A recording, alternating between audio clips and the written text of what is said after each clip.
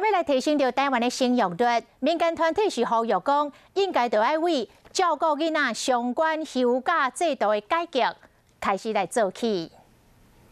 红影出世，真侪家庭拢真欢喜，也毋过就要改变本来生活和做工课模式。伫咧台湾，囡仔出世了后，大部分的责任拢是妈妈的。根据统计，2019年有85678个家长申请囡仔津贴，女性169716个人，男性915962个人。看得出女性无通休困，爱伫咧厝内带囡仔，就算爸爸想要斗相共，实际上煞无法度。 心疼他，希望能够协助他。可是，如果我们请了